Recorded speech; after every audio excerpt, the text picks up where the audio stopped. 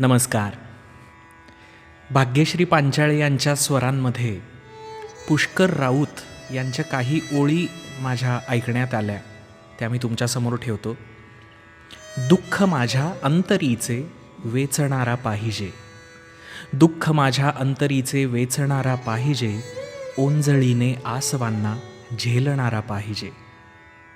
तोडणारी माणसे मी खूप आहे पाहिली, तोडणारी माणसे मी खूप आहे पाहिली, माणसांना माणसांशी जोडणारा पाहिजे, माणसांना माणसांशी जोडणारा पाहिजे. या ओळी ऐकल्यावर मला पुन्हा एकदा अहिल्येच्या गोष्टीची आठवण झाली.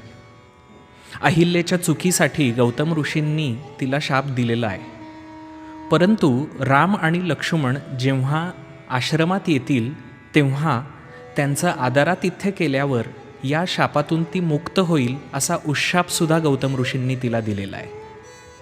क्षमाशीलता हा खूप महत्त्वाचा गुण इथे मला रामामध्ये दिसतो. समाजातला एखादा पतित घटक त्याला समाजाच्या मुख्य प्रवाहात आणणं हे राजाचं कर्तव्यसुद्धा त्यानं पार पाडलेलं आहे. स्त्रीचा आदर सन्मान करावा या रामाच्या सद्गुणाचा विचार करता इथे या प्रसंगामध्ये रामाने अहिल्येला पदस्पर्श केलेला आहे, म्हणजेच रामाने अहिल्येच्या पावलांना नमस्कार केलेला आहे.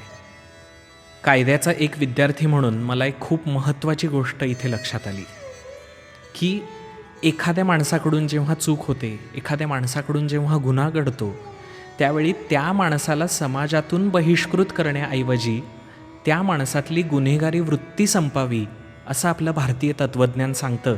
आणि अनेक उदाहरणांमधून हे आपल्याला स्पष्ट दिसतं. ज्ञानोबा माऊलीसुद्धा पसायदानात हेच म्हणाले आहेत, जे खळांची व्यंकटी सांडो तया सत्कर्मी रती वाढो.